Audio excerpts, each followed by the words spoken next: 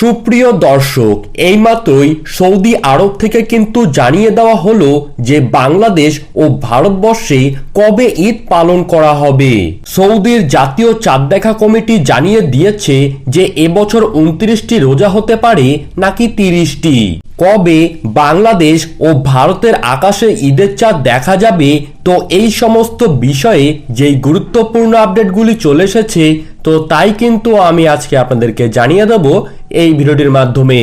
বিস্তারিতভাবে জানতে হলে অবশ্যই ভিডিওটিকে শেষ পর্যন্ত মনোযোগ সহকারে দেখবেন এবং এই রকমই গুরুত্বপূর্ণ খবরের আপডেট আপনারা যদি প্রতিদিন পেতে চান তাহলে অবশ্যই চ্যানেলটিকে সাবস্ক্রাইব করবেন এবং পাশে থাকা বেল আইকনটিকে প্রেস করে রাখবেন। আর বিশ্বের সমস্ত মুসলিম ভাই বোনদেরকে ঈদের শুভেচ্ছা বার্তা জানাতে হলে আপনারা কিন্তু অবশ্যই কমেন্ট বক্সে ঈদ মোবারক লিখে জানাবেন। তো চলুন বেশি দেরি না করে এক নজরে দেখে নেওয়া যাক। আমরা জানি রোজা শেষে শাওয়ালের প্রথম দিন পবিত্র ঈদুল ফিতর উদযাপন হবে, তবে কবে রোজা শেষ হবে তা নিশ্চিত হবে চাঁদ দেখার উপর। সৌদি আরবের জাতীয় চাঁদ দেখা কমিটির চেয়ারম্যান জানিয়েছে, এবার রমজান মাস 29 দিনে শেষ হলে ঈদুল ফিতর উদযাপিত হবে 10ই এপ্রিল।